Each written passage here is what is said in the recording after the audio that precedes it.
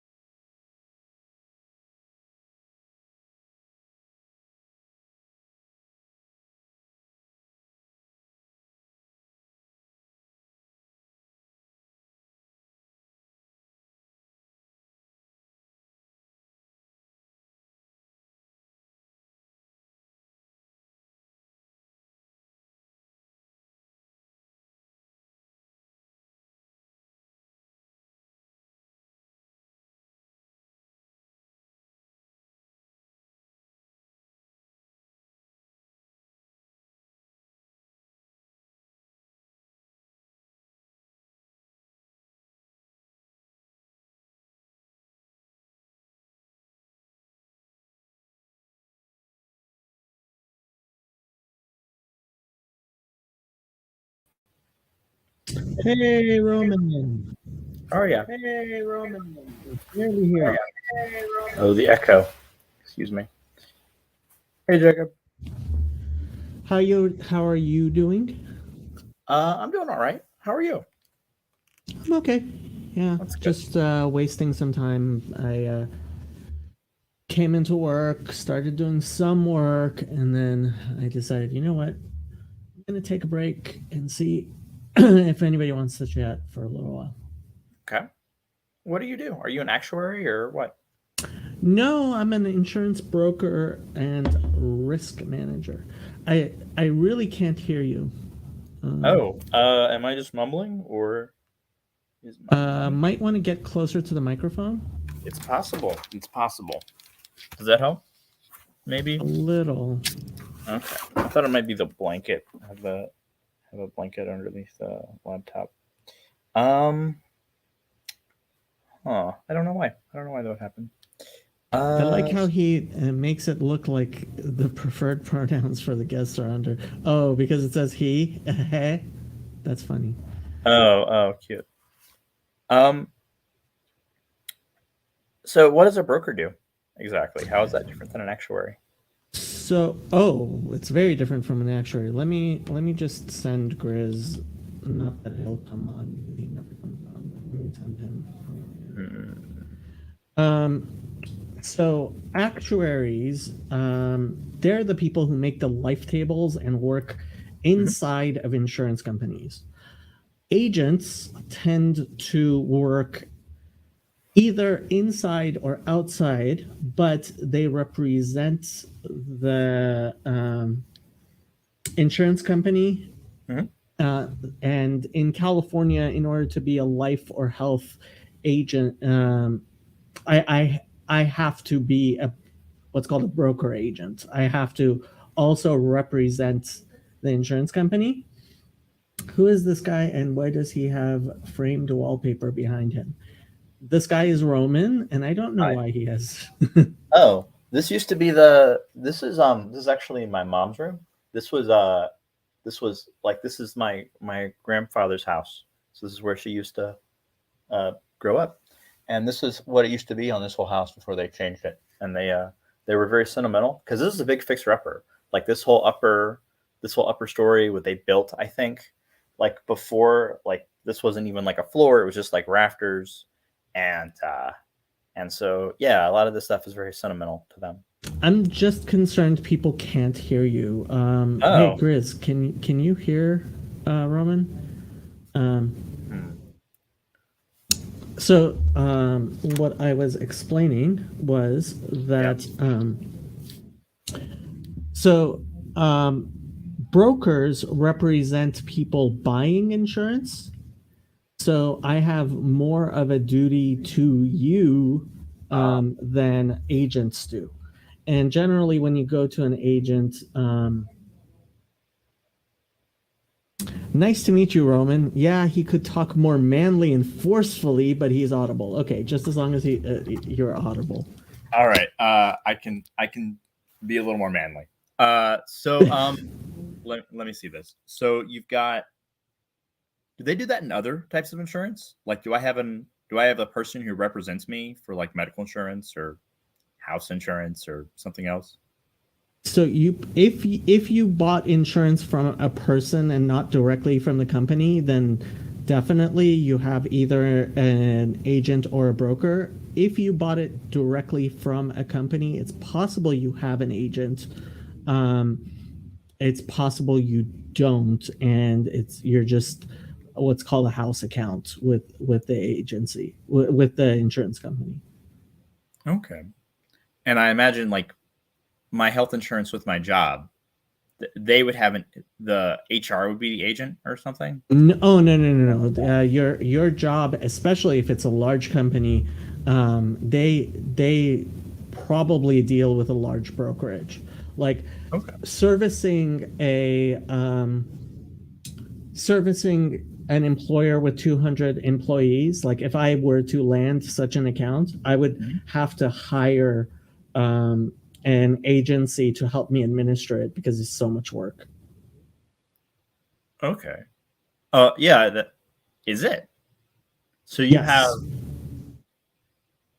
Because is that what you're doing? You're like. the people in HR don't actually know anything. They tend to have to call the agency, and the agency has to make sure that all the compliance things happen, especially like with Cobra and things like that. So yeah, yeah. Okay. Sounds like you're a car insurance agent for health insurance. Well, car insurance agents tend to actually be brokers or outside agents. And yeah, I mean, it's similar ideas, but there's a big break in the insurance business for some time. Like property and casualty insurers used to not do life and health at all, and life and health insurers used to not do property and casualty at all. And most brokers did one or the other, although that's kind of breaking down a bit. But I mean, I do mostly life and health, so yeah. So do you like wait for a disaster to happen and somebody calls you and you handle it, or? Well, no. I do service my accounts, but I just get paid for my clients being mostly most of my income comes from somebody wants health insurance. I help them buy it, and Mhm. then I get a commission. You sell it, or you just someone Yeah, I calls you, they mean, say I want to buy it, and then you like help them pick a plan or something. I sign you up basically. Okay, all right, that makes sense. And then if you have problems, if you have questions, you call me. That's why my work is seasonal, because most people, unless you have a special enrollment period, most people have to buy their health insurance during open enrollment. And that's in basically October. So, Why? um, well, that's to protect the insurance companies so that people don't buy insurance after they need it. So most people Oh, cannot buy health insurance. Like if if you get diagnosed with cancer in March, right? You can't mhm. just buy health insurance for April. Okay, that makes sense. Yeah. Is there something you want to talk about? No. I mean, I that's why I have the just chatting stream to see if people want to talk about anything in particular. Uh, it's kind of my version of the Discord chats that we have, but Mhm. I noticed that the Discord chats, they were interesting, and I think they're interesting enough that I think people want to be involved with them. Mhm. So my my hope is that this little corner of the internet will one day eventually end up with like a 24/7 channel where people who are interested in this corner will be like, "Hey, let me see what's going on channel whatever it is." Mhm. And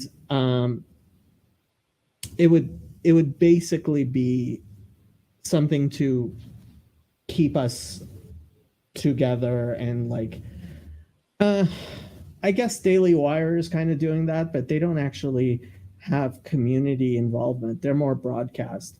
And I think we need to narrowcast instead. I think we need to have actual involvement with people. Mhm. Um, and I've been just trying to have more conversations and have more people on and like community build as best I can. Okay. I wonder how that works. Like every community had to start at some point around something, and but I don't know how that begins. Well, I mean, yeah. So the example I keep on giving is like when you have a super saturated. So when you heat up a liquid, it is able to dissolve more ions in it than when it's cool. So what you can do is like uh, pour sugar into hot water, right? And then Mhm. let it cool. And then when you drop a grain of, and when you let it cool, it it becomes super saturated, meaning it has more dissolved in it than it's supposed to, that it Right. naturally would. And if you drop a grain of crystal into the supersaturated material, Mhm. like suddenly you end up with a whole crystal, right? Right. Um, of all the extra, right? And I think a lot of I see a kind of super saturated material out there of people looking for community. And my attempt has been to kind of try to figure out healthy seed crystals that I can throw Ah, out, and then hopefully something will actually catch, because okay. um, we You, we need we need social cohesion, and I think there's definitely like something out there looking for, and I have not been able to find um, something that I personally feel like I can attach to. Well, I so this corner of the internet is what I'm attached to. It's mhm. just this corner of the internet is a lot less crystallized with real, but and I've been trying to bring the bindings together a bit.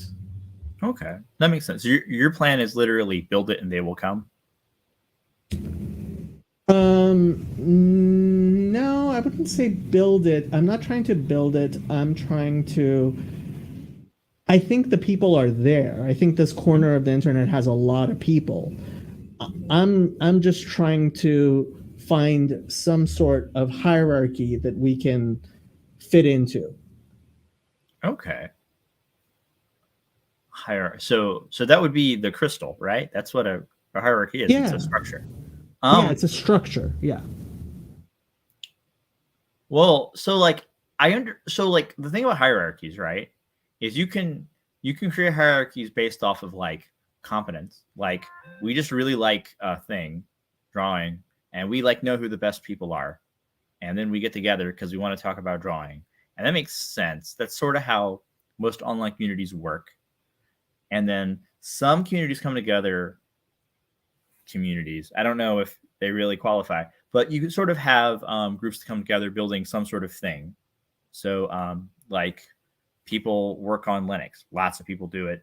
And there's Okay, definitely a it's guy in charge. really hard to hear you. Oh, Do you oh, is it have really? like a microphone or something you can use? I am. This is literally It's my much laptop. better now.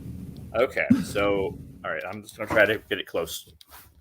Okay. Um, so like Linux, right?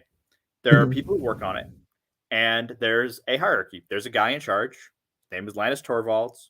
He's the BDFL, literally the benevolent dictator for life, and he's in charge. He runs the repo. If he doesn't like what you put in, he won't accept it. Um, and so that makes sense. And so but like people are going after something, and it makes sense that someone has to be in charge.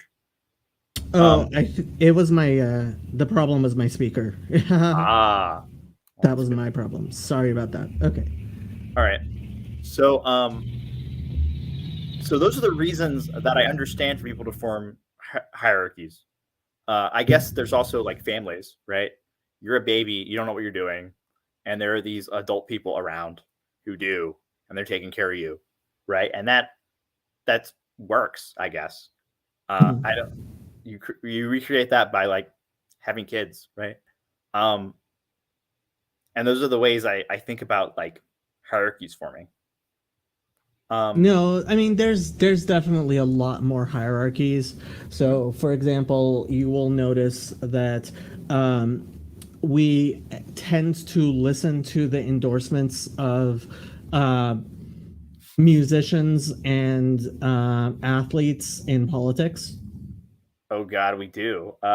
It's stupid of us, but we do it. Yeah. True. So the natural response of human beings is to see somebody who is competent and to follow that competent person. Oh. Yeah, and that's why somebody like Noam Chomsky is a really, he's very influential in politics, or uh, yeah, and that's why we end up with public intellectuals, and we end up with and hopefully those people are smart enough that they know when they don't know, and they if they are asked about something, they will outsource their cognition to somebody reliable.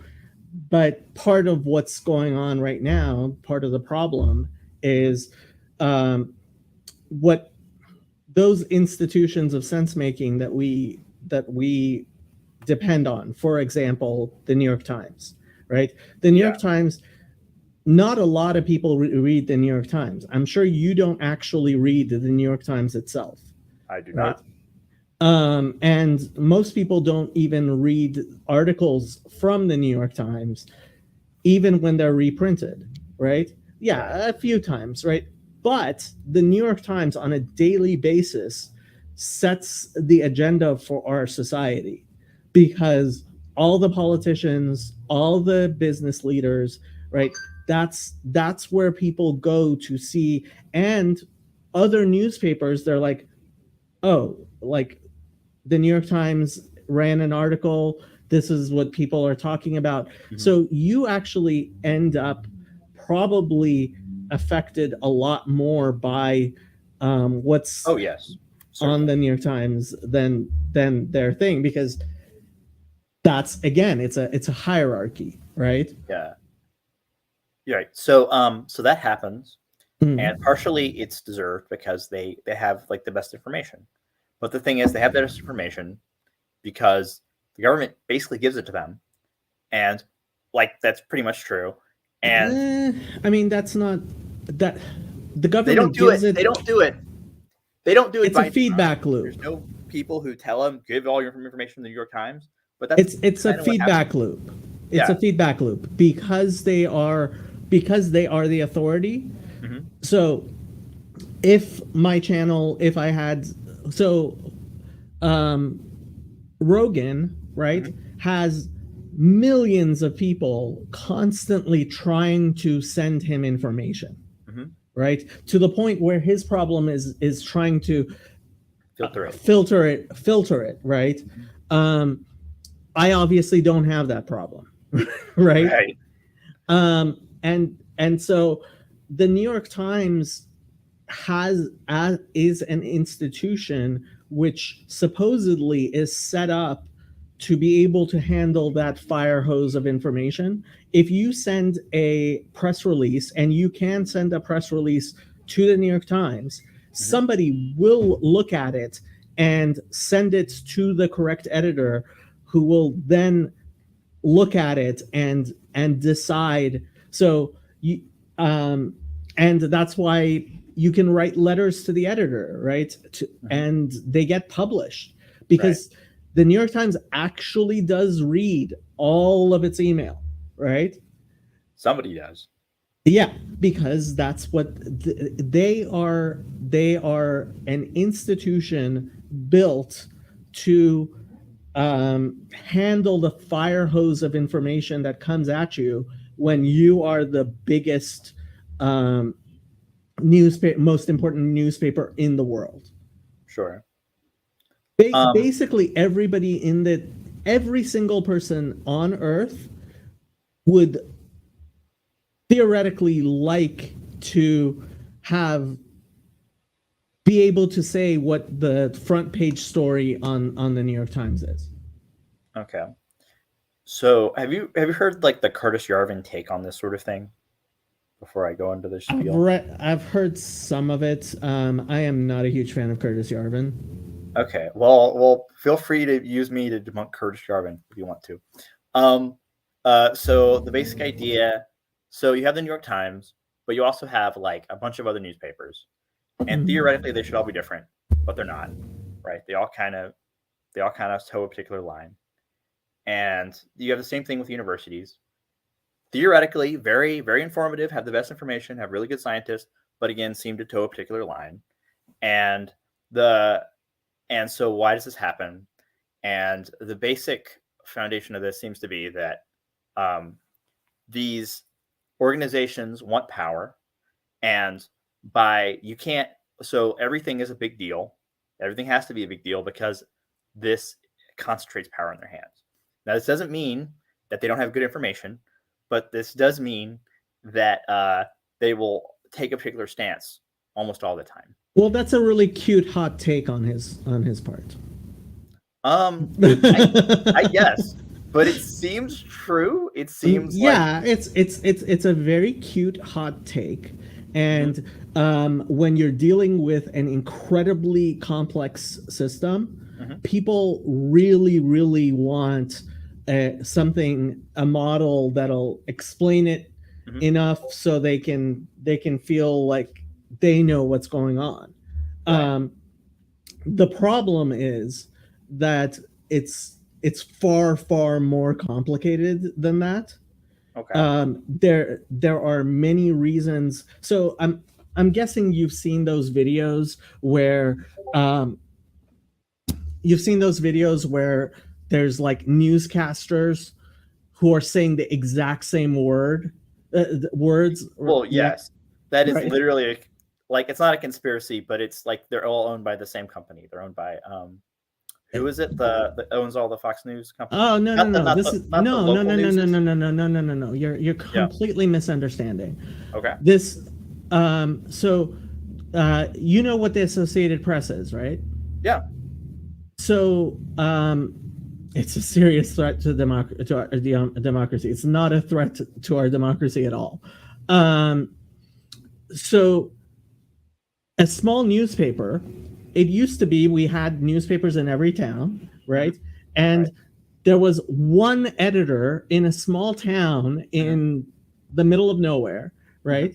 And he would grab stories off the wire and print them. Right. And he would write a few of his own stories. And because it's really, really like information is both valuable and incredibly hard to produce. Right. So writing actual like words for your local news to say is really very expensive. Yeah. It's expensive. So what you had was thousands of newspapers all around the country would subscribe to wire services like the AP and Reuters, and actually the New York Times has its own wire service, right, which allows you to print its stories, right? And the editors, it's nothing nefarious. The editor, of course, you have the idea that you would have individual local news stations, right, in Los Angeles. Los Angeles, maybe the news stations would have their own writers, but small town in the middle of, I don't know, Alabama, right? That's just silly. So, well, they used to. Of course, not a lot, but they had some.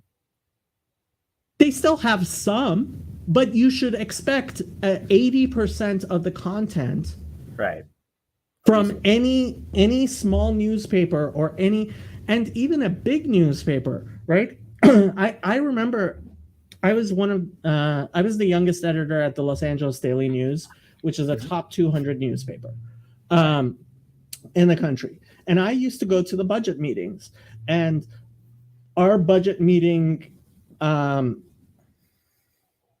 budget meeting about like, and by budget, it's what are we putting into the newspaper and what are we, well, not me, but I was in on the meetings, assigning our reporters to actually go report on, right? Yeah. And we grabbed lots of stories off the wires. Of course we did. We had to. Like, Mhm. what, you think the Los Angeles Daily News is going to send somebody to Beirut, right? Not Okay. going to happen. Second, the we actually wanted to have the stories that the New York Times would have and the Los Angeles Times didn't have, because we were a shadow newspaper to the Los Angeles Times, Mhm. right? So these nodes of information coordinate deliberately because they need to. Like, Ah, you wouldn't want them not to. You wouldn't read a newspaper that isn't talking about similar things as everybody else is talking about, at least as far as the national news is concerned. okay. If That makes sense. if the Los Angeles Times is your substitute for the New York Times, right? You Mhm. want the Los Angeles Times to discuss the same topics as the New York Times, so that when you talk to somebody who reads the New York Times, you don't sound like an ignoramus. Yeah, that makes sense. Like, it would suck if like people were talking about Watergate and you couldn't talk about it. That would be awful. And you knew nothing about it. Right. And so, I mean, the stuff Yarvin he's a very smart guy with a lot of cute hot takes Mhm. and a few innovative ideas. I pay attention to him mostly because Peter Thiel pays attention to him, and Peter Thiel is one of the smartest people I know. That's true.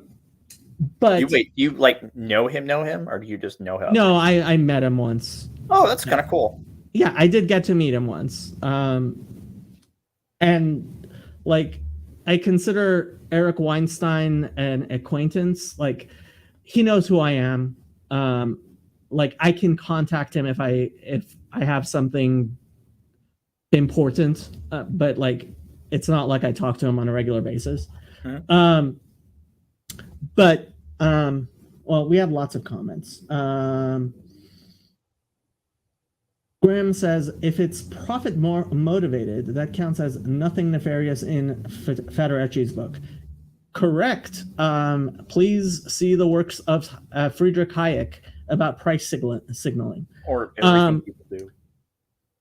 There's a difference between The Wire and a single corporation writing all the local copy nationwide. No, there isn't. That's exactly what The Wire is. Or the CIA putting talking points into wires and corporate news.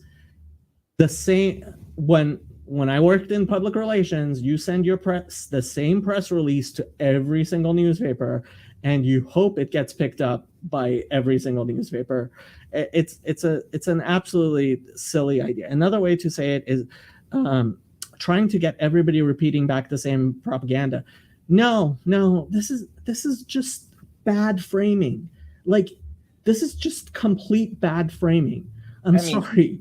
A lot of it's just people trying to save money. Like, you have a finite amount of money and a finite amount of resources to make a finite amount of stories. And yeah, those stories get passed around just to save money. That's why it happens. The utility of a newspaper. Why do people read newspapers? Because they want to be informed. What does it mean for me to be informed? It means that when somebody else talks about an issue, I also know about that issue. That's right. I used to look at Drudge, right? Mm-hmm. Because it was things people would be talking about. The causation here is completely backwards. We don't have real journalism anymore, really. Partially, to some extent, we have better journalism than we used to. The part of what's going on right now is also people have a much rosier view of what existed 50, 60 years ago than actually existed. Like, if you actually look at the history of news, which I have studied, I was a journalism major in undergrad. It's a lot more complicated. So, oh God, here comes the Thiel worship. I stand for Peter Thiel, and I do not in any way. I I am unapologetically a stan for Peter Thiel. I think he is one of the smartest people in the world, and if I could elevate his status, I would. What did Thiel's hands feel like? Did I actually shake hands with him? I think I did. Yeah, I did actually shake hands with him. I don't remember. I met him and briefly got to talk to him a little bit. And being the person that I am, I used the time to talk to him about things I disagree with him about. We don't have the illusion of real journalism anymore. That's what hurts. Part of it is that we don't have as much of an illusion. Yeah, the part of it is people think people used to have. So I highly recommend the book The Powers That Be. I think that's the name of the book, which talked about how the television news networks came to be, and a lot of the behind the scenes stuff. Yeah, part of it is actually a lot of the illusion has fallen away because of the internet and because of all the commentary and all the information. And so the infrastructure is falling apart, the image is falling apart, the institutions are somewhat falling apart. We don't have a better replacement, but I would actually say that journalism today is probably superior to the journalism of 50, 60 years ago. I bet that there are soft hands.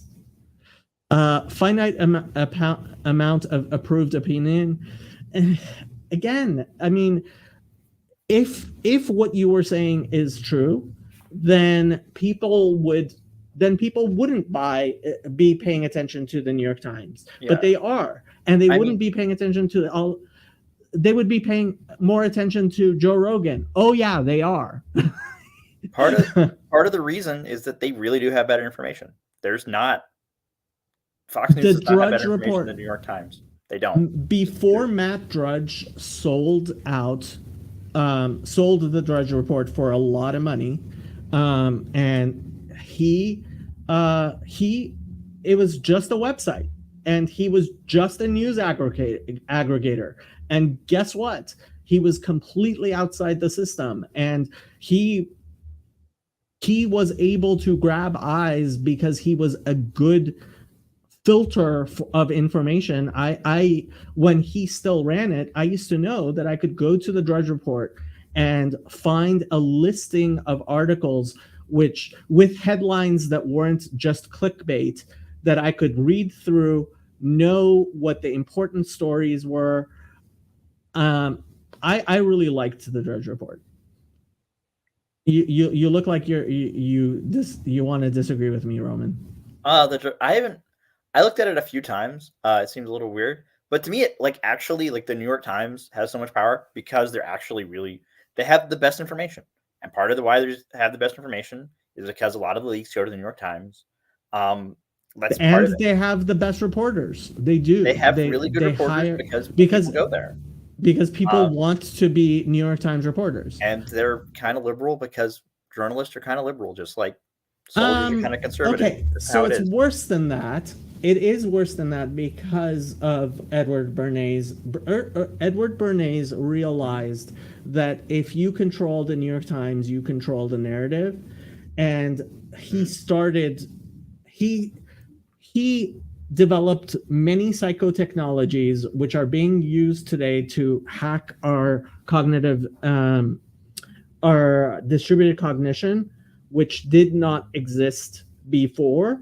And that is a problem. We have hacked distributed cognition, but I would say we're actually much better informed now than we were before. This sounds like a whole video of stuff, this Bernays guy. Did you make one, or is this? I did not make one. There are videos out there you could look at. I actually recommend just reading his book Propaganda. It's a short book. It's out of copyright, so you can find it for free online. And there's an audio version of it on YouTube for free, so you can listen to it, and it's only 4 hours. So it's a 4-hour video. I highly recommend listening to that.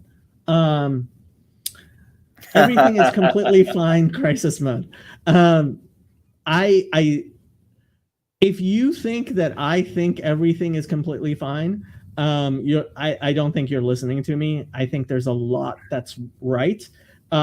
I just think we're. By the way, Chris, Grim, Ben, if you can, like, just come on to the stream so we can talk. I don't want to do this reading thing. You should get a teal lobster monkey shirt.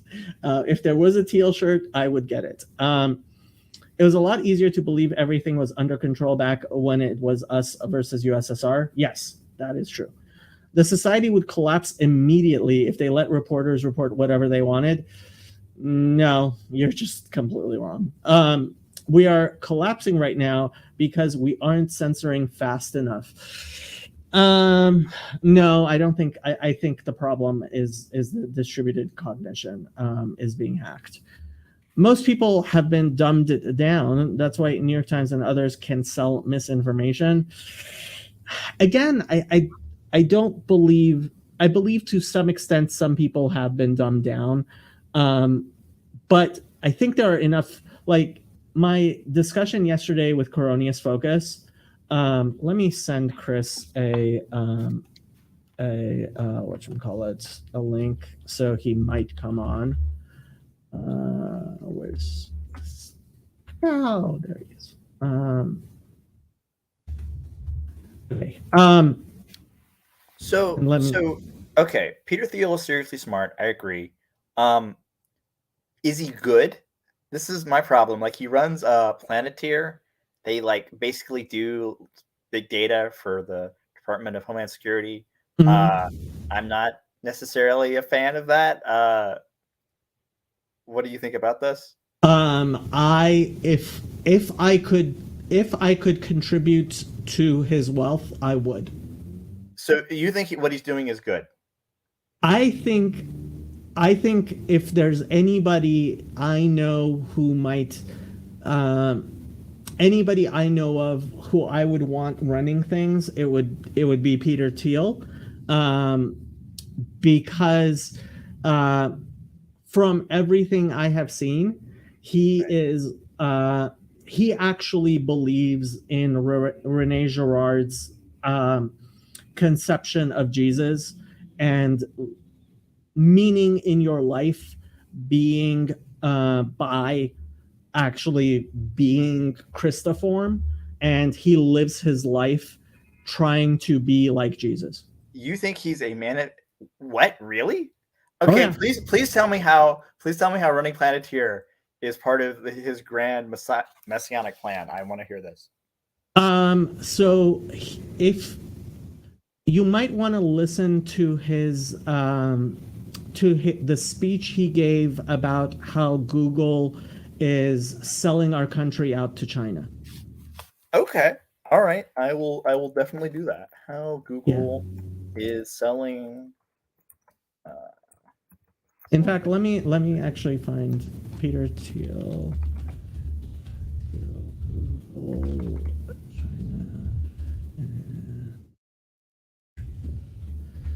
Yeah, no, that interests me a lot. Okay. Yeah, so this is a no, that's not, the article's not there anymore. They developed Gotham. They I don't necessarily like what Planeteer does. Now, given I don't necessarily like what Google does either, but Palantir, I think it. First of all, I want the United States having the information. I wouldn't. I think somebody is going to have it. And second, if there's somebody I want running Palantir, it's actually Peter Thiel. Oh man. Oh man, that's not an argument I wanted to hear, but it's probably true. Darn. Look, do you actually think if he's not running Palantir, nobody else is? Yeah, it's going to be someone else. It's And you're right. who's It's probably your someone better more evil. candidate? It's right. The next guy is probably Chairman Zing or somebody. Yeah, and honestly, like, I believe that Thiel believes in living a cruciform life. And if you listen to him, I actually do believe. Yeah, Grimm wanted me to correct you with Palantir. It's true. I get things wrong sometimes. Where were we? Okay. It's okay. The distributed cognition is getting hacked. It's being done for profit. Nothing nefarious there. I think the main problem is that the distributed cognition is being hacked. I don't know why you think that I don't think it's a problem. Throw in how selling young people blood to old people is Jesus-like. Okay, so Grimm, as much as I love him, he gets his disgust reflex like overstimulated when he hears anything that has to do with like biotechnology. and so yeah, what's his name? Peter Thiel is funding a lot of longevity research. I have zero problems with this. And I don't believe that it's. In fact, I am 99.999% sure that scientifically there is no way that you can suck the life from other people like a vampire, like so many people think is possible and that the rich people are doing. It is a very not grotesque, like sort of this sublime sort of not a coincidence. What do they call those things? Synchronicities? Like that he's like Jesus and he's also like distributing the blood to give people longer lives. Yeah. So Grimm says he calls selling the blood of children longevity research. I am not aware that he ever sold the blood of children. Cite your sources, please. Transhumanism is evil in its roots. I don't know how you're defining transhumanism. Why do you think transhumanism is wrong? Why, like you're trying to be like a better version of a person? That seems like okay. Isn't that what Jesus is? Isn't Jesus just a better version of a person? He's like transfigured by resurrection or whatever. Why is it so bad? Again, okay. So I think part of what's going on here is that I think part of what's going on is people get what people call red pilled. I believe is people recognizing that their distributed cognition is faulty. So when you realize that you outsourced your cognition to somebody else and that the information you had was false, you become very cautious, right? And that's true red pilling, right? Mm-hmm. And that's when you start forming conspiracy reactions. The natural reaction to having your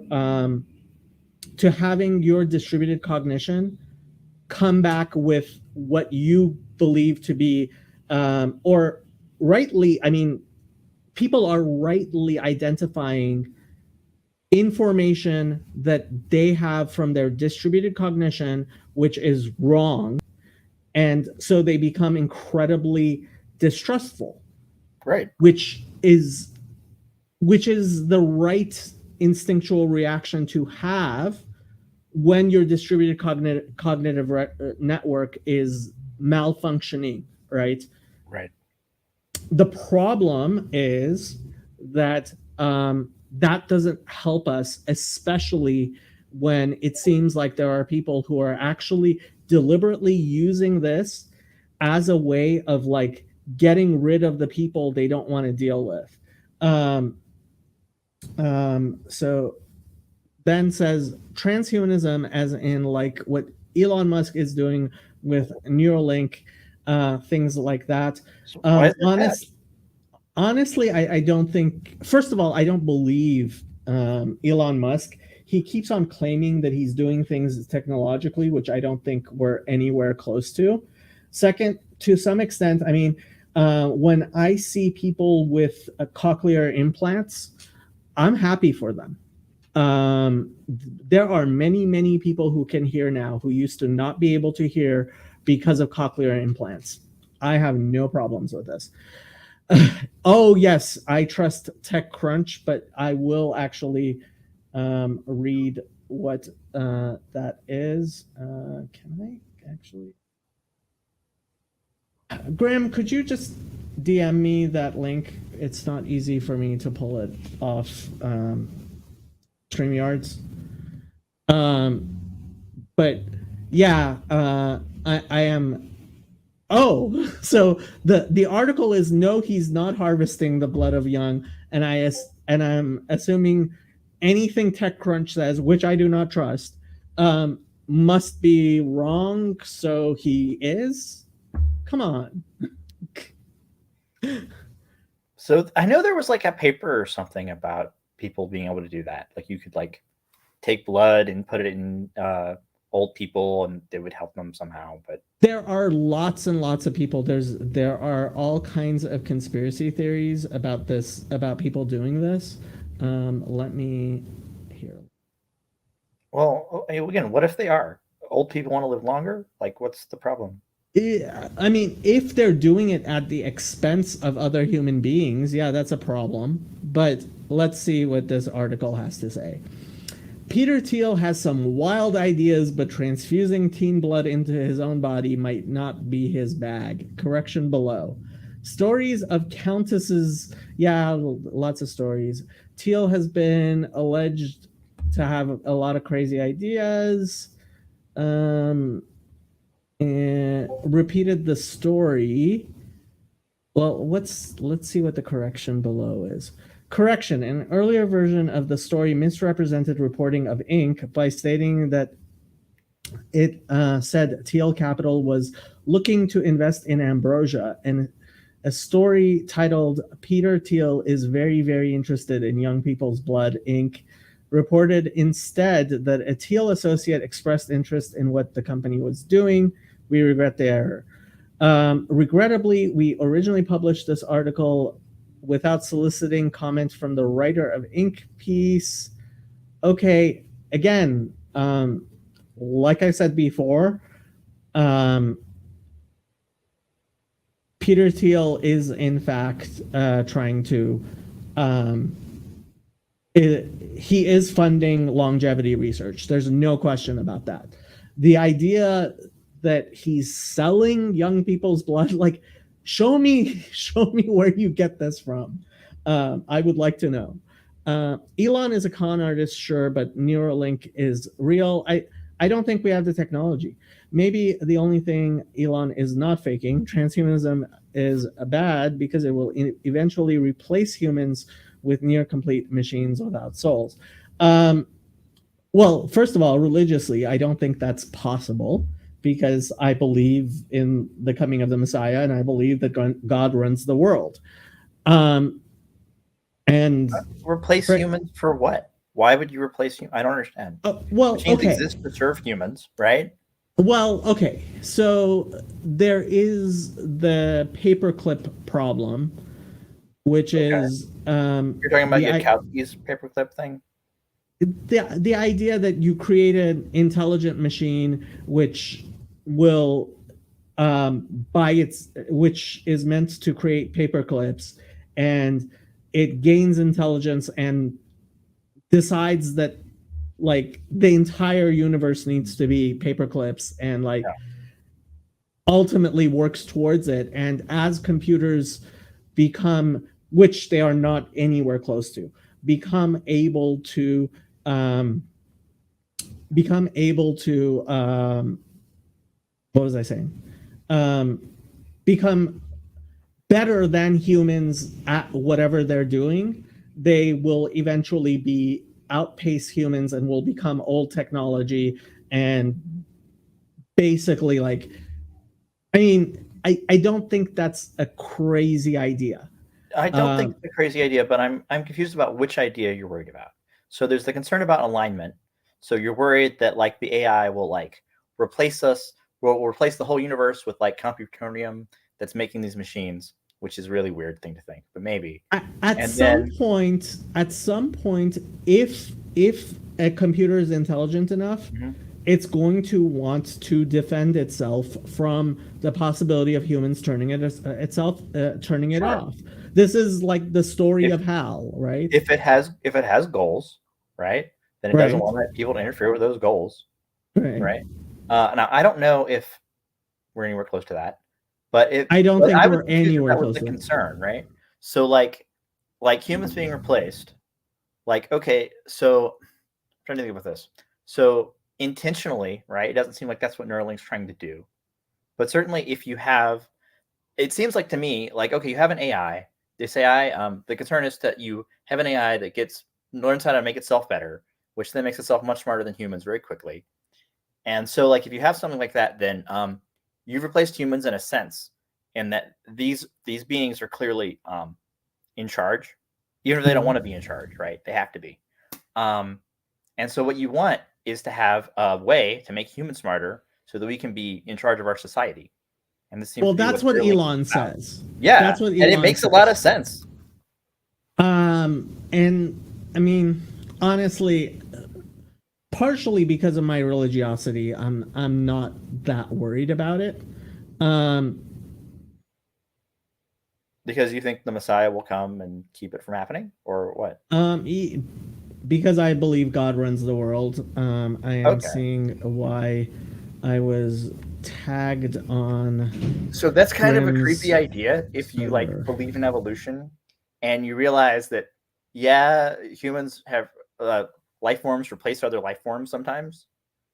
I don't know if that's God's plan, but I do think about that line in Genesis that says you planned it for evil but God planned it for good.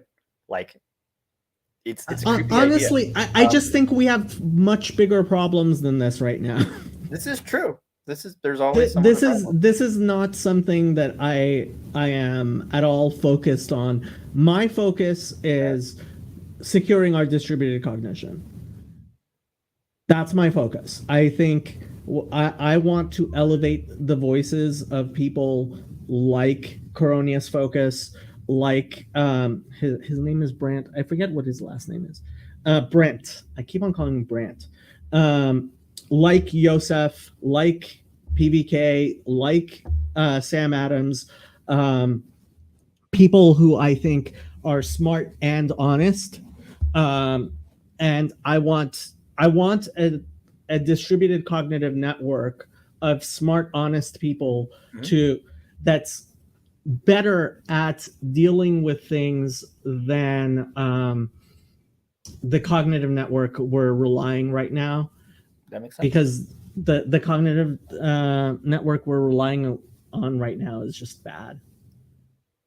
Yeah. So this cognitive network we have came about from certain incentives. What are the incentives that make it bad? And how do we improve? No, it's not the incentives. I don't think the incentives are the problem. I think the problem is that psychotechnology was released by people like Bernays, and that psychotechnology is being used to, in fact, hack our distributed cognitive networks. Do you think so? What is the solution to that though? Because to me, it seems like it has to rely on incentives, unless you literally think we can do like a psychological disarmament, right? I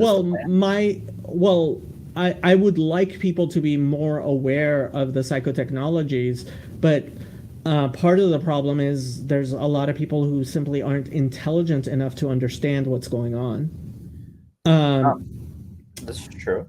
And I don't have an answer. My my best thing is I need to get people together who are smart and honest and convince them that securing our distributed cognition is the most important thing, and that's part of what I'm doing here.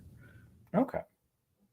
So the problem of intelligence, right? You have like 50% of the population smarter than the other 50% all the time. Always vulnerable to like the stronger part. This is a concern. I don't know how you solve it. Okay. Okay. That's not. First of all, part of how you solve it is just competent hierarchies, right? Competence hierarchies. I mean, competent second, and properly incentivized. But yeah. Look, every hierarchy that doesn't put God at the top of the hierarchy is doomed to failure.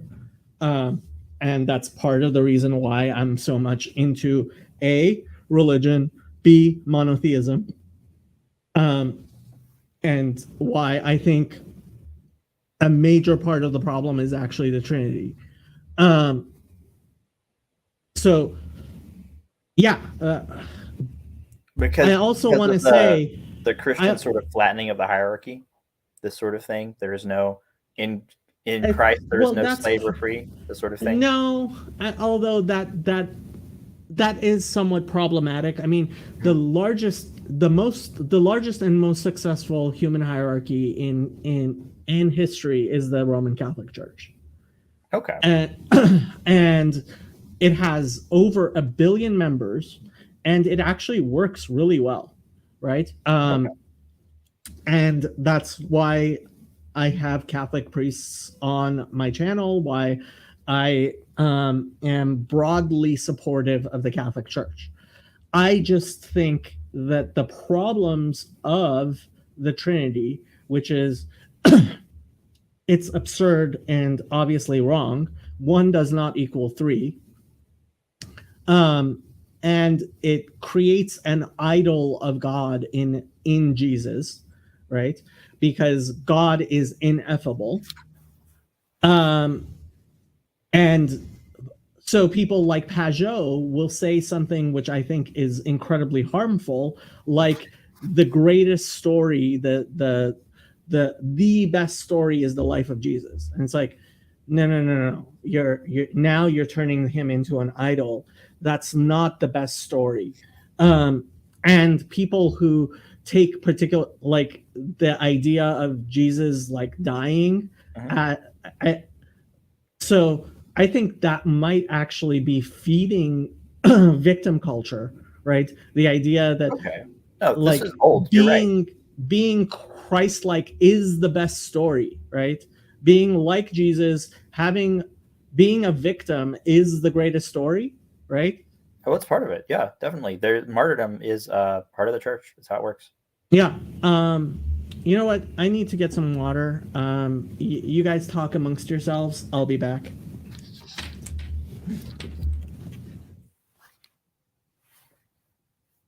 Okay.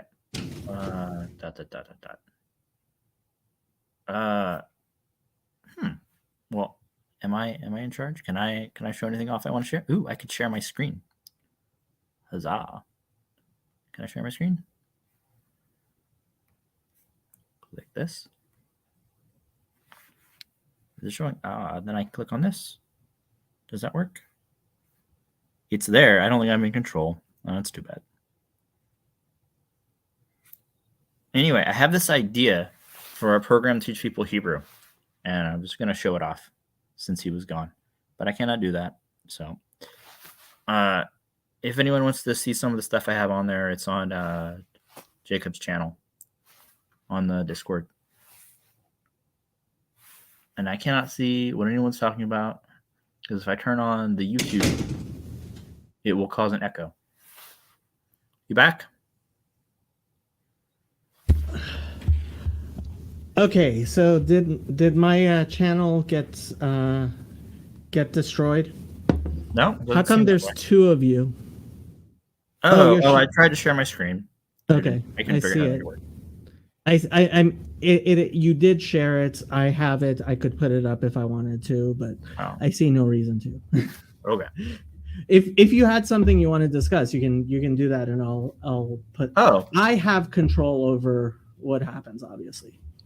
yeah, that makes sense to me. No, I was thinking about doing it since you were gone. I was going to show off my Hebrew stuff, but oh, Dabber, yes, Daber, the bear. yeah, Daber. Is it a reference to the story of the golem? No. So Daber is the Hebrew command speak, Right. right? And like it's used in the Bible a lot of times, like Daber, right? Speak, right? And I thought like all the like Tinder and all the Right. It fits. apps with R's, right, at the end. So Oh I yeah, thought, we could drop the E and it would fit right in there with Tinder and all the other stuff. yeah, Dabber. So I was like Daber, right? It's like as opposed to I don't know, Tinder or whatever. Yeah, it makes sense.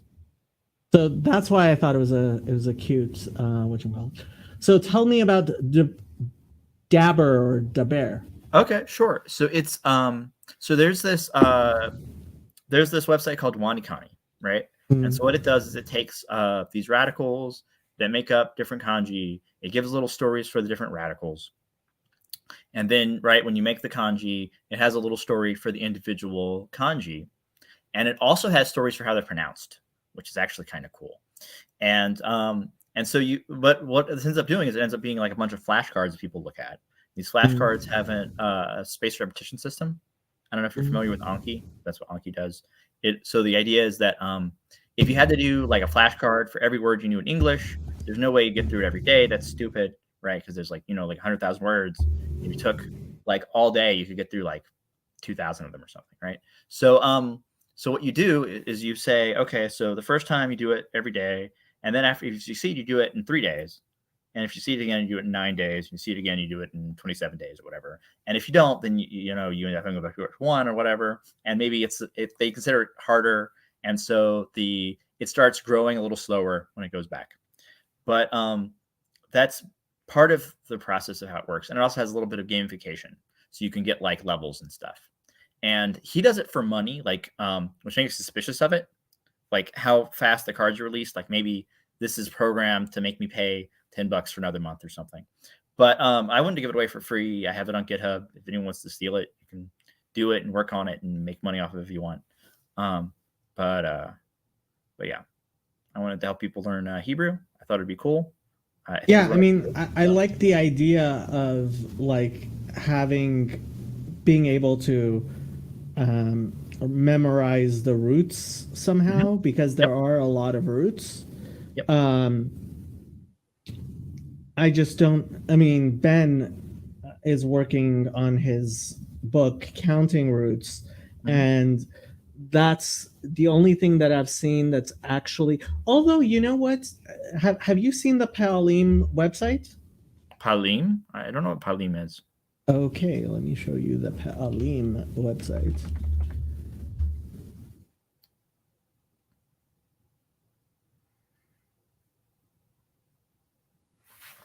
So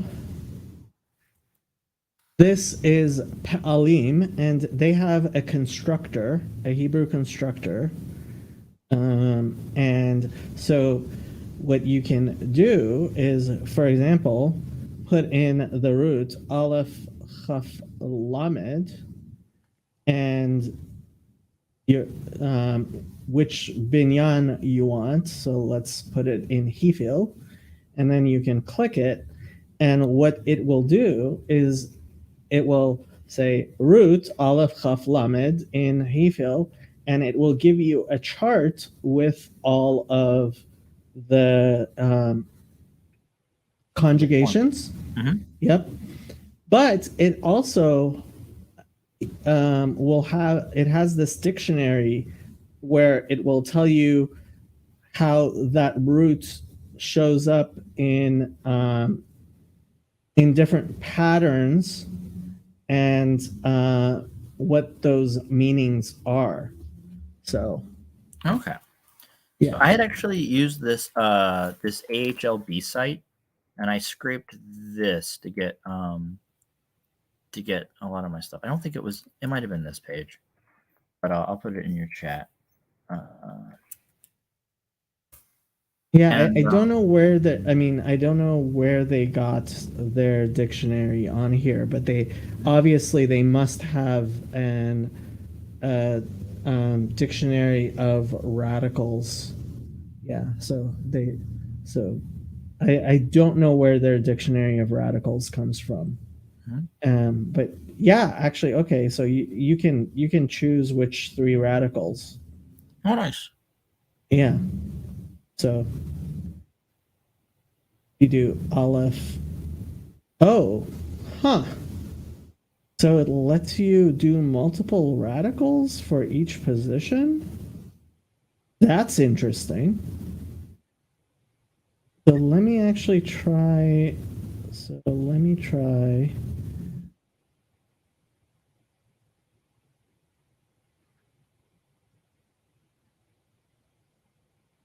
Here, let me try Yud Vav.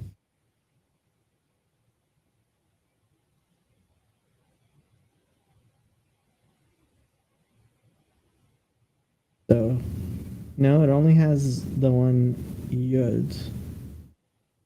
See if I can think of something that I know. Multiple. Here, so let's do.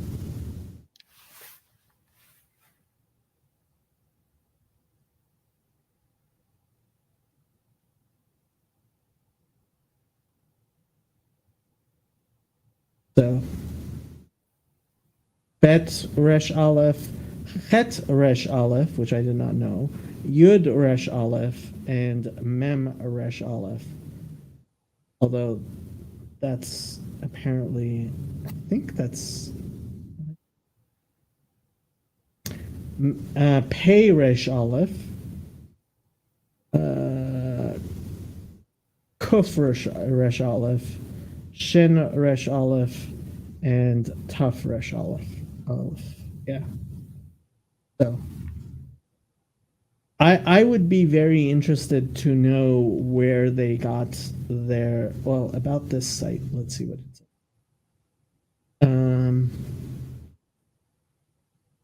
Want to see how what common hollow verbs there are and how to conjugate them. Motivation notes. I don't know where he got his. Don't know where he got his things. His dictionary. Who made his dictionary? How he made his dictionary. I mean, I assume he used some sort of API to get it, but I don't know. Like I'm sure there's Hebrew dictionaries with APIs somewhere, and this might even have one. If I went and looked at it. I don't know who this guy is. He has apps apparently.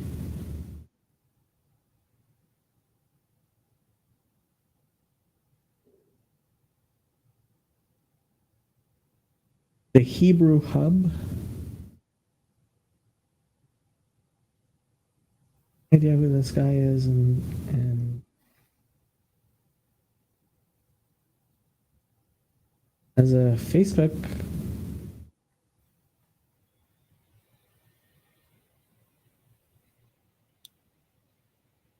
Does this mean anything? This Palim thing?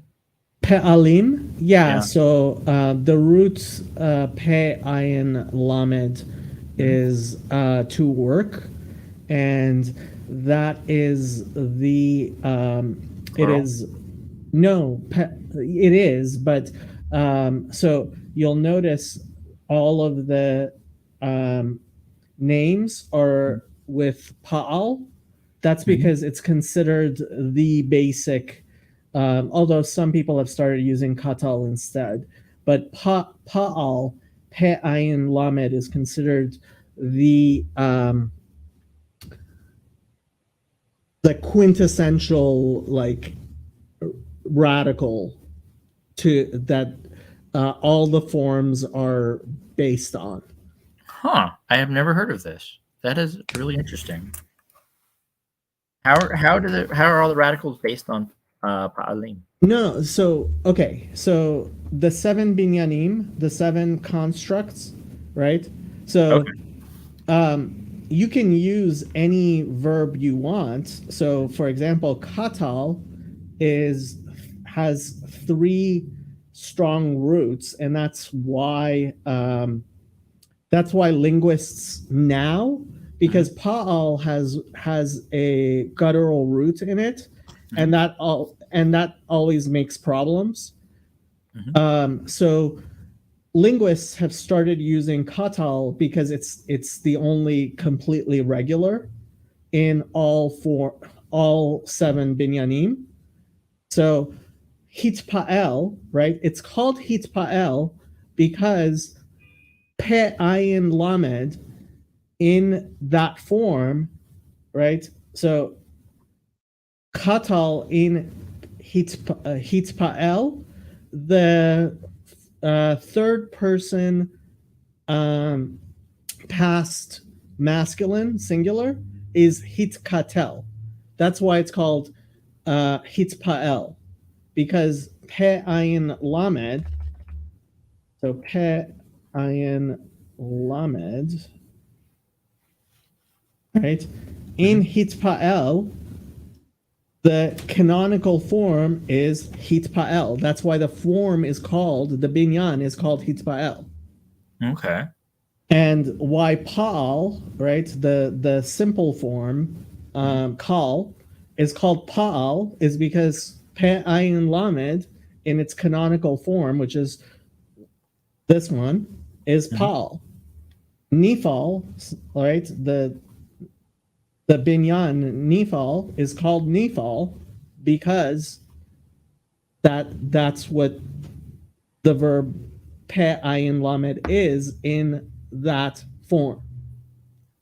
Okay. So this Pa'el thing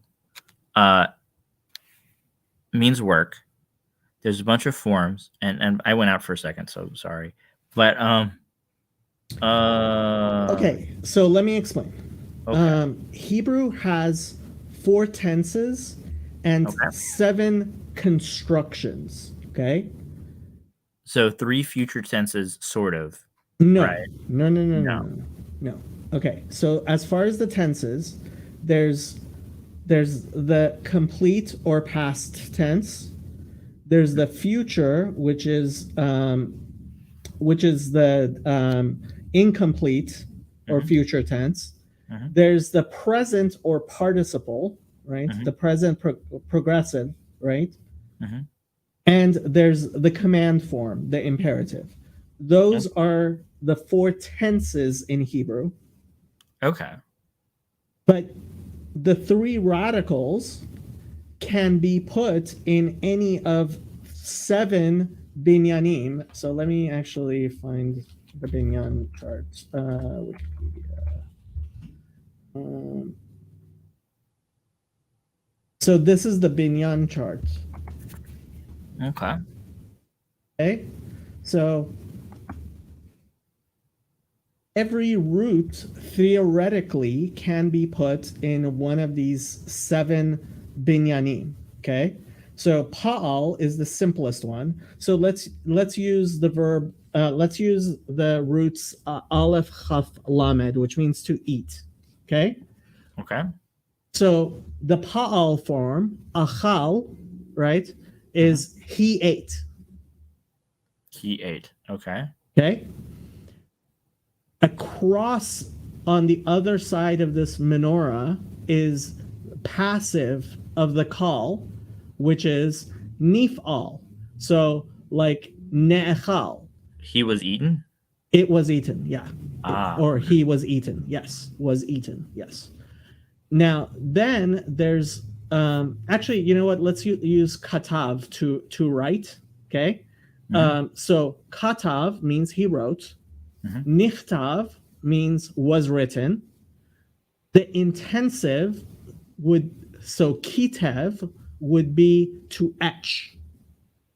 And kutav would mean etched, right? Okay. Was etched. Then there would be the hichtiv, which is to cause to write or dictate. Mhm. Then there's the huchtav, right, which is passive of the causative, which is was caused to write, was dictated to, huchtav. Mhm. And then there's the reflexive, which is lehit katev, right, means to correspond or to write to each other, right? Mhm. Lehit labesh means to dress yourself, because labesh means to dress. Lehit raot is how most people say goodbye in Hebrew, right? It's literally until we see each other again. Lehit raot, because resh aleph hey is the root to see, and in the reflexive, right, is when we see each other, lehit raot, right? Mhm. So basically we say there are three radicals. Hebrew is based on on words of three radicals Mhm. put in the 7 binyanim in the 4 tenses. And that's what this website lets you do. It's you can put in any root you want, and it will go ahead and conjugate it in any of the 7 binyanim, give you a full conjugation table of present, past, future, imperative. Okay. And that's the infinitive here. All right. Okay. So you'd end up with like so many hundred roots, so many 102 roots or whatever, and then so many, maybe a few thousand 3 roots. And then you'd apply this binyanim system to get Basically saying all there's the like all the 28 words. Yeah. there's like 28 times more. Well, yeah. Although in biblical Hebrew, the most words either show up in the pal or in the pl. They usually don't show up in both. Mhm. And there's none of the roots we know of shows up in all 7 forms in the Bible. Okay. So, I mean, one of the things when I'm showing people how to do, so let's go to Bible Hub, right? And so when we do a verse, right? So it has Bereshit bara. So this is the first verb, right? Bet resh aleph. So what I do is I help people identify what the roots are, and since this is in the what's called the canonical form, it's easiest to see what the root is, because it's he in the past tense, right? That's the canonical form. So it's bara, and the form is pa'al, because it has those vocalizations. Bara, pa'al, right? Right.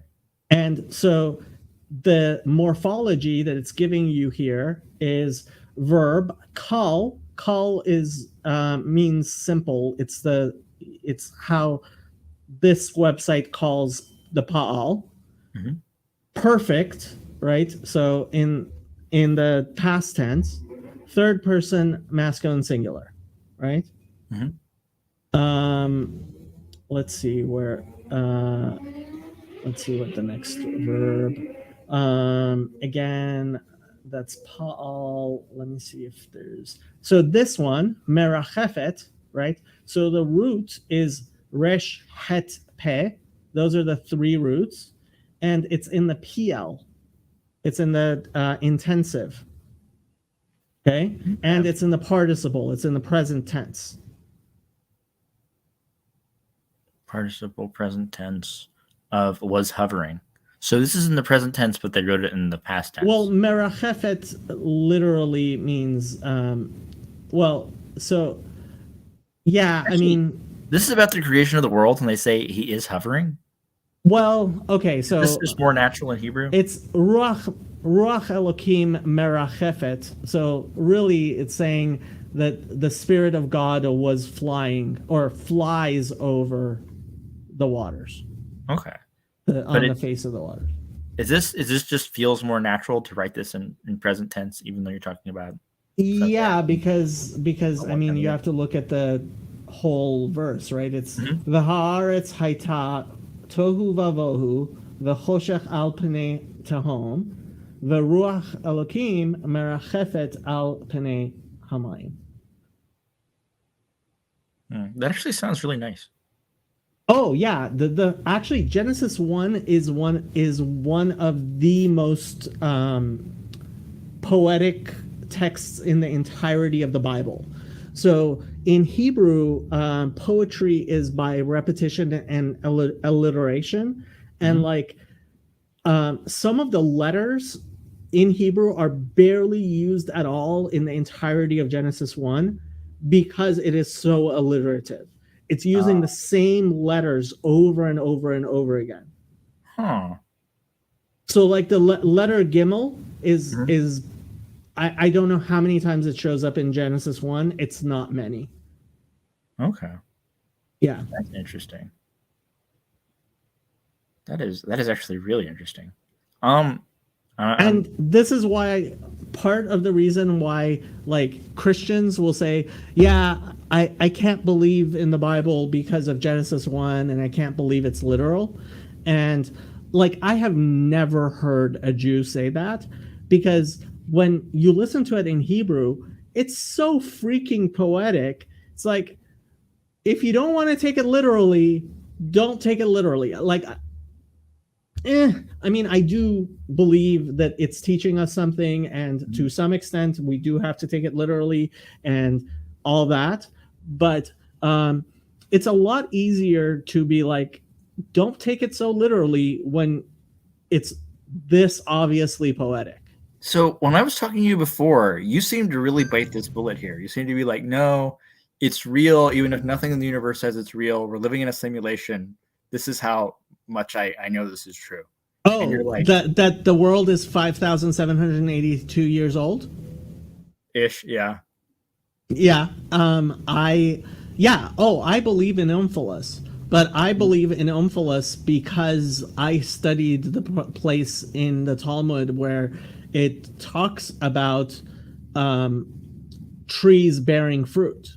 Mhm. And I know the theology, like Jewish theology, goes into this very deeply, right? So that's why I mean, the Bible does say that. I think it's a reasonable thing to get out of the text. I just also think we look at stars, and the stars are like billions of light years away, and then you're like, no, like I guess you think also the light was Yeah. made in flight, right? Exactly. Yes. And with the light beams already like a billion miles of the way on here. Yes. And also, and yes, I believe the world was created 5,782 years ago. So okay. So all right, you believe this, and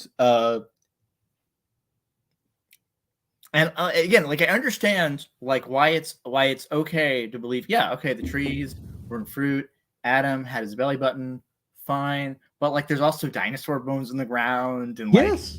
yeah, because that's how naturally the world, if it had started at the very beginning, that's how it would have been created.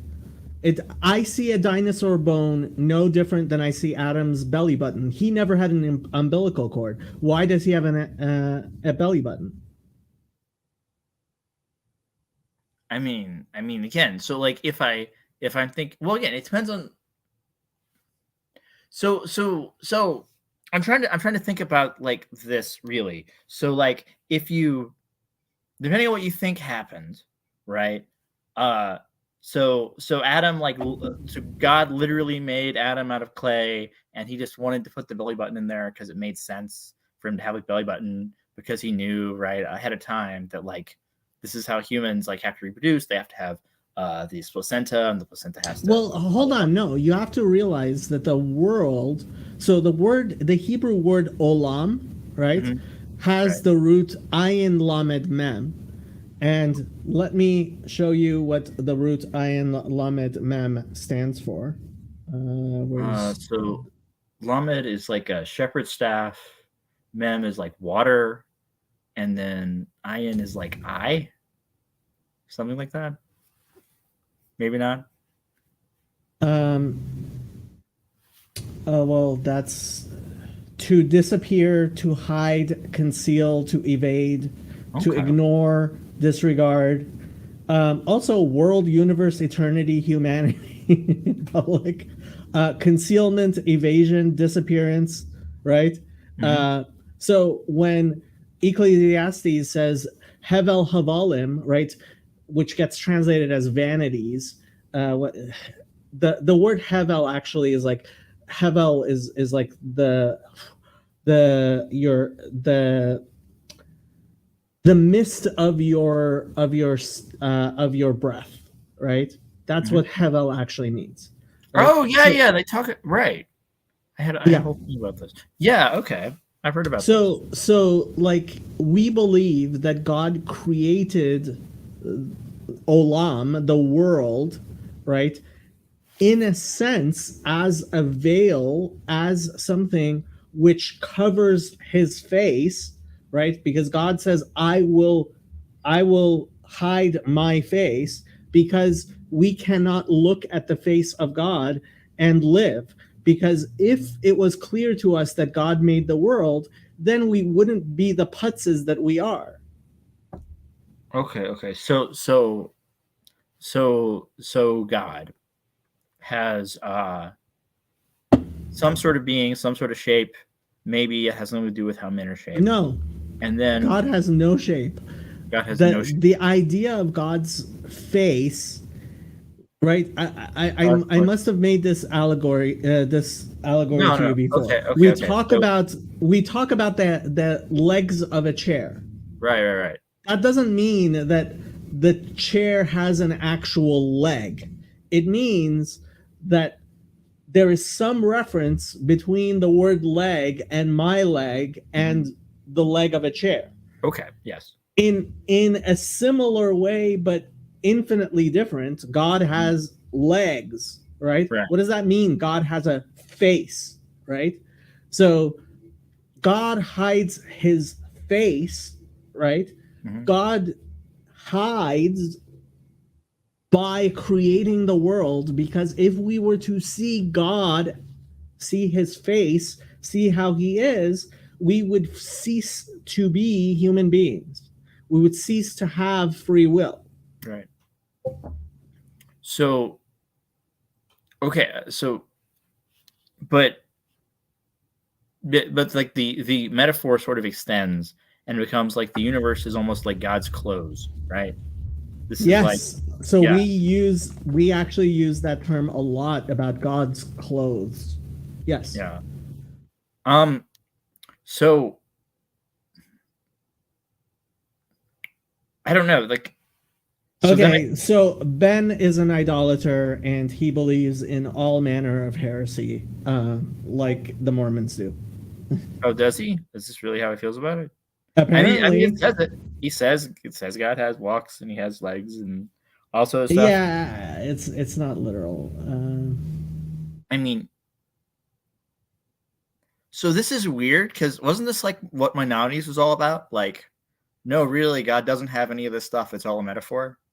Yeah, but like he wouldn't have had to write it unless people did take it literally sometimes.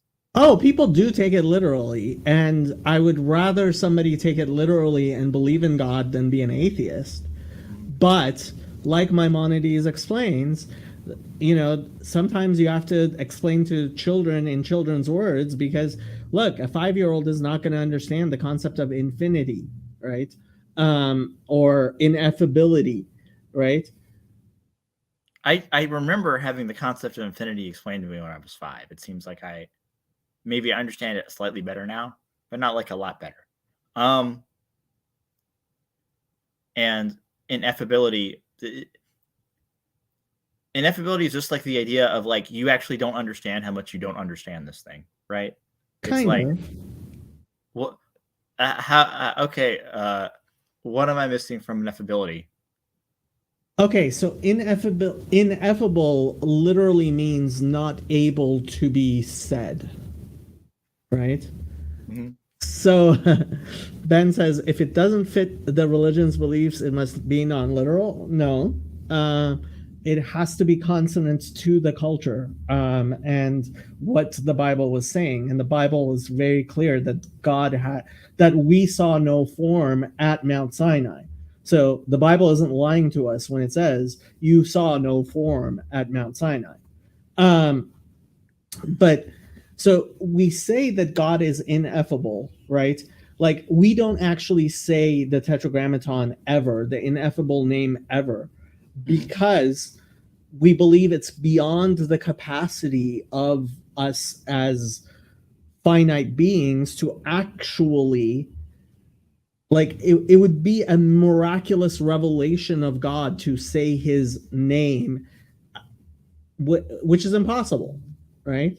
I mean, it's impossible to say it usefully, but we talked about this before, right? Like how useful are names, and it's like they're. So we do have this word in programming for names that are not names, which is literally a pointer, just like a piece of data that shows you where data would be.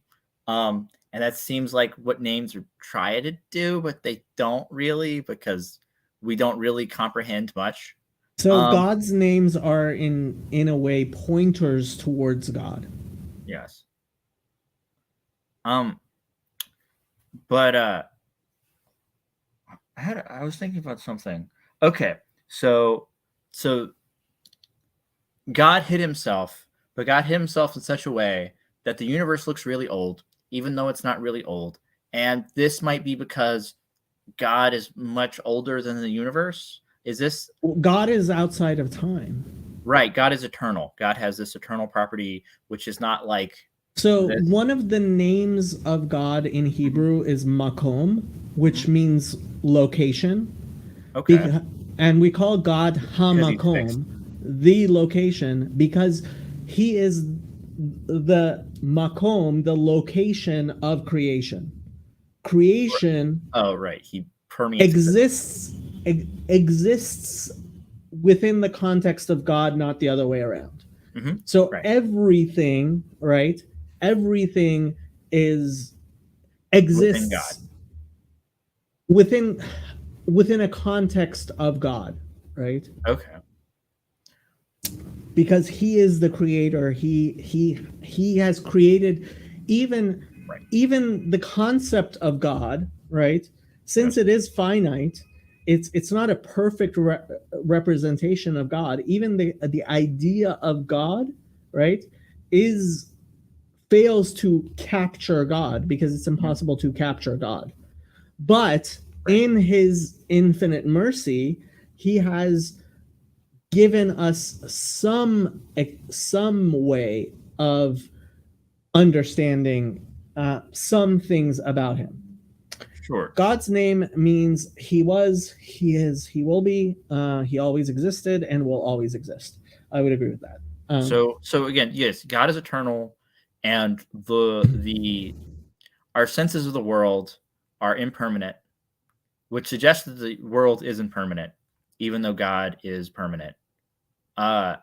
Although, again, what does it suggest that God would make an impermanent world when he's permanent? What does it suggest that? Well, it's only possible. Look, God is the creator, and everything else is created.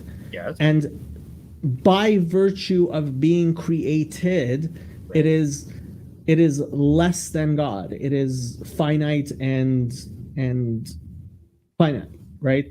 And the finite cannot contain the infinite.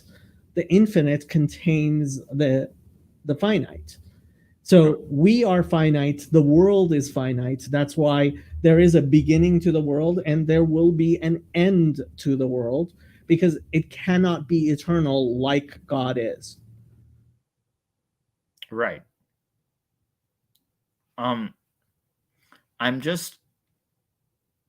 What does it mean that God makes a world that looks 6 billion years old, even though it's like 7,000 years old or whatever, or 6,000 or 5,900, whatever? It means that the world is an impermanent thing that hides God. The way your clothes both hide you and reveal you, right? Right. Because by looking at your clothes, I get some idea of your shape, Mhm. right? But God doesn't have a shape. So imagine God made clothes for himself, and by virtue of his infinity, his shirt burst into billions of pieces. By Right? virtue of his infinity, his shirt burst. Because God is infinite, He couldn't be contained by his clothes. He burst out of them like Superman. Okay, okay. right? And those pieces, when they come together, give us some inkling of the shape of God, even though he has no shape. And even though his clothes are very far from God. Yes. Yes. Okay. So clothes, God. Yes, okay. God makes a universe sort of in media res that's somehow 6 billion years old, even though he did it 5,900 some years ago. Yeah. Okay. And he did it because he liked it. Because the reason for creation is human beings. Mhm. There's no point for human beings for it to have existed before he created human beings. So you think that the reason for the universe is human beings? Yeah. Because it seems like in Genesis, there my understanding is it looks a little bit like there are two creation accounts. And one looks like, yeah, the universe was made for human beings.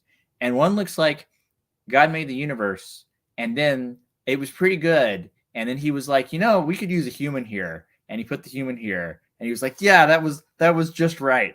Now it's very good. Right. And so maybe in some sense they're both true, because why not? I don't understand. But what is this? So Ben says God said in Genesis that he made the stars, moons, and sun for seasons, times, and lights. If he didn't advance the starlight to Earth on day one, the stars would still not be seen today.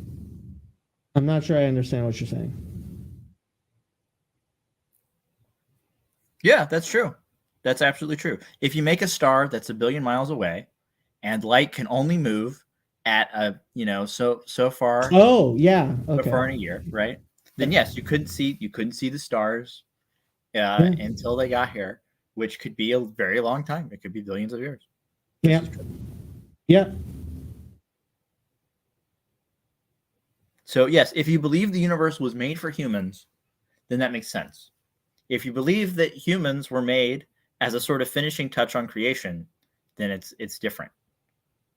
And the Bible seems to suggest both somehow. I mean, it says that human beings were made in the image of God. So, like,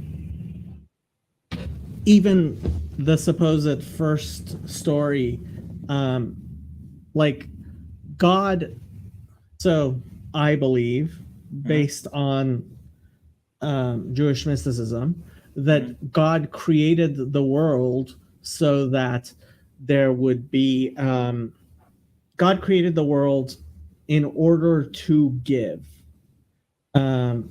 Yay, Ben and I agree. The Earth is only about 6,000 years old.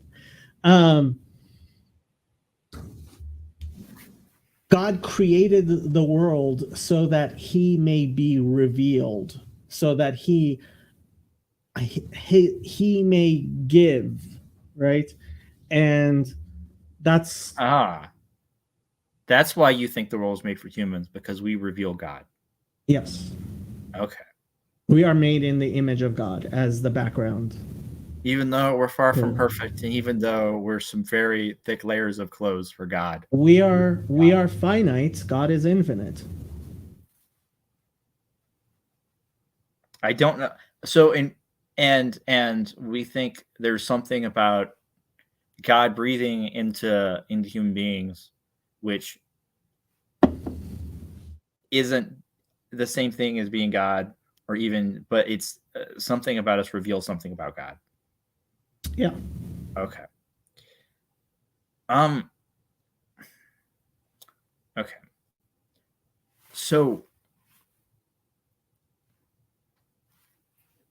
all right. This is still because it seems like there's an awful big universe if it's just about the people, right? It seems like But this is if first of all, I do believe that human beings are probably going to be spacefaring and get out in the rest of the universe. be cool. I don't know how, I don't know why, but I do kind of believe that. So I'm sure the Messiah could show up with a bunch of spaceships. And you could take us out, and it'd be pretty awesome. so so the temple not built by hands could be a UFO that lands in Jerusalem. I mean, couldn't that be a fulfillment? Like if something suddenly showed up like out of the sky. What do you think about the temple? This is like I like I'm a vegetarian. After being like a vegetarian for like 5 years, I did not want to kill things. I don't like to kill bugs. I take them outside whenever I can. So the idea of like a temple coming around, like a literal temple, and us like killing a bunch of goats and lambs and stuff, it doesn't sound like a good time to me. Is this what you think the temple will be like? So I believe that everything was created for the glory of God. Mm-hmm. And I believe that animals, so there are various opinions. There are people who believe that we will not have any more sacrifices really after the temple comes. We don't really get into the details of what will happen, just the fact that it will happen. Okay. And there are people who believe there is no purpose, there's no thing. But I also believe that animals were in fact created by God to have a purpose, and their purpose it includes being used for holy things. And I think the soul of an animal, if when we consume if we consume flesh of an animal and then that helps us manifest the image of God in the world, then that animal has gotten an opportunity to in fact manifest godliness in the world. Okay. Well, it's interesting. So like this gets me thinking about the other things that says at the end times, which is that the lion will lay down with the lamb, right? It seems like lions are pretty scared of lions. They run away. Well, it actually says wolf will lie down with the lamb. Everybody misquotes that. Well, lambs also run away from wolves. They don't seem to like getting eaten by wolves. I could imagine like in in a post messianic thing that like oh hey, the lamb is totally cool with getting eaten. The lamb is really happy to be part of God or whatever. I don't know if that's what's going to happen. I don't know even if that's such a thing, right? Like maybe when a wolf chases a lamb, right, it'll just be like for fun, right? But I don't know if that's going to be how it's going to be. But it seems like, again, this seems very clear to me that animals do not want to get eaten. It seems like a bad time for them. Really, you think Satan is going to fake an alien invasion? I don't know. How do you get there? That's Ben has a lot of strange ideas, but that's why we love him. Had of strange ideas, but I don't know how you get there. My thing with these prophecies is if they inspire you into love and fear of God, then have at it. Like I said to Jeff, Sam's father, if they don't inspire you to love and fear God, I don't see any reason to insist on any particular interpretation, because if God wanted it to be really clear, he would have made it really clear. It's called Project Bluebeam. I have never heard of this. Roger. I'm guessing this is some conspiracy theory that Ben likes. I mean, if it's fun for you, I guess have fun. But I don't know why you'd think this. I don't know how you get it out of the Bible. This seems pretty strange.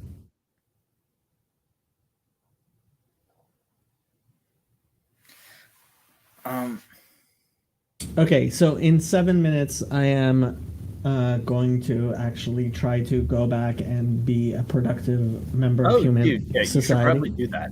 You should probably do that. Well, this is just your strong determination. What do you have to do? What are you putting off? I'm actually, so I should be doing my taxes, but and there's a lot of other stuff I could and should be doing, like filling out this, like going through my mail and like doing a bunch of stuff.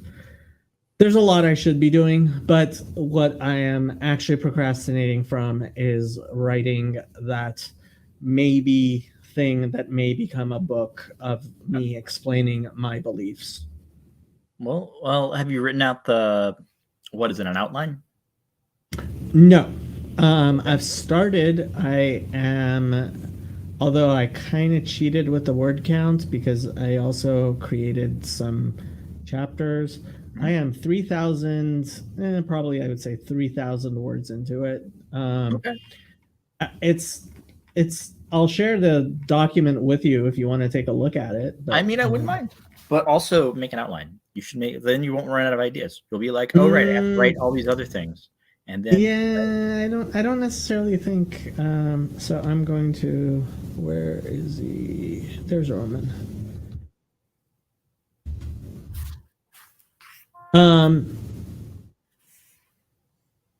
Yeah, I have thoughts, and I started writing, and I've gotten a lot farther than I generally do on these projects.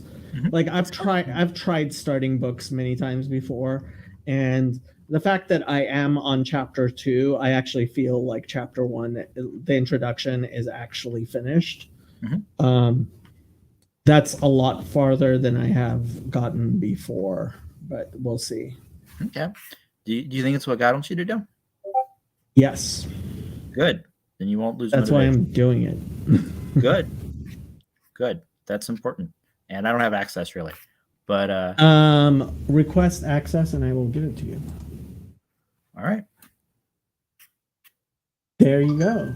I got a request, and Yeah, that's important. That's important to like. Oh, right, I'm doing this because I love God, and this is what God wants me to do. And if you think that, you won't lose motivation. You'll be like, right, this is what I should be doing. This is what I was created for. Well, there's a reason why almost 2 hours ago, I decided to procrastinate a little bit. It was an interesting chat, Ben. And despite all your idolatry and wrongness, I still love you.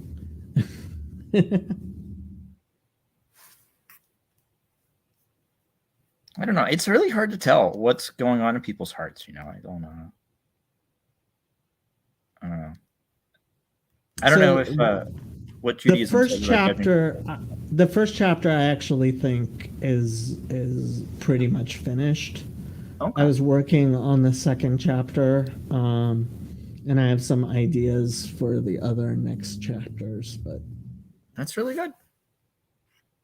That's really good. If you know what you're gonna write, and you know the guy wants you to write it, then you shouldn't have any problem writing it. This should be simple. By the way, Ben, you have access. You haven't said anything.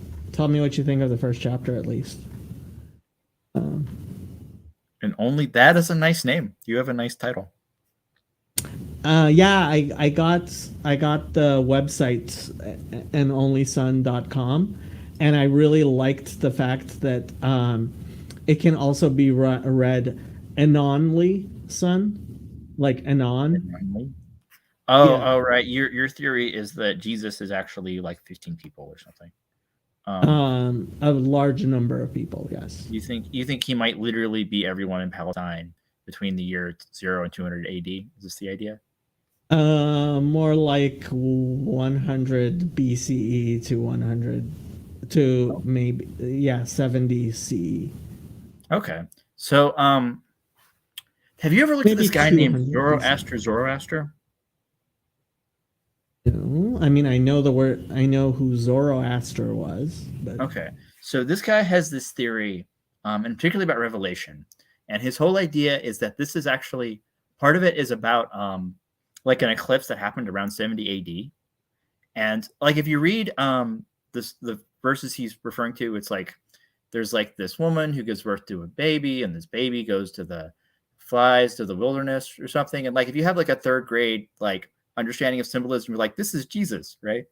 And then say negative things about my book. If you disagree, if you have ideas, you please share them. I value your opinion, and you're not saying bad things about them just to be saying bad things about them. If you have ideas, share them with me, please. Yeah. But his whole idea was that not that Jesus was actually divine, that Jesus was that there was the temple destruction, it corresponded with these two eclipses, and that this is why like people were looking at the stars, and this is how they came up with the idea of Jesus. And I don't know if it's true, but it's really, really interesting. He sounds like kind of a mythicist. I believe there actually were people who yeah, I don't know what to tell you. So, well, like if you don't believe he's one person, then I mean, okay, you have miracle workers, you have people who are crucified, you have rebels, you have the things that it refers to, right? That there's clearly, there's prophecies that are fulfilled that aren't prophecies, like places in the like clearly you have Jesus and you have Barabbas, and Jesus is like one of the lambs, and Barabbas is like the scapegoat that runs out of the city, right? And these are like and like either God arranged it or Barabbas. Like, what are you saying? Jesus and Barabbas, yeah, the Barabbas. Oh, Barabbas. Yeah. Yeah. Okay, I was like, what is he talking about? Okay, yeah. And so, right, yeah. and Barabbas is like the evil one, just like that's the one that bears your sins and leaves the city, and Jesus is the good one, and he gets sacrificed, right? I think so. Part of the reason why I think Jesus was multiple people is because Isaiah 53 talks about his deaths in the plural, and one person can't die multiple times. That's interesting. No, that's believable. I could see it, especially if you already believe in reincarnation and you think that makes sense. Then that fits. And there were lots and lots of Jews who were killed. Yeah, the Bar Kokhba revolt was serious. Actually, I think if you look at when Jesus talks about the abomination of desolation, that's actually what I think it was. I think it was. Okay, it's been 2 hours. All right, we'll keep on talking forever if we do. It was nice talking to you. Thanks for coming. Nice talking to you. Good luck with your book. I hope it's good, and I hope you get your taxes done and all the good stuff. I'll talk to you later. Bye.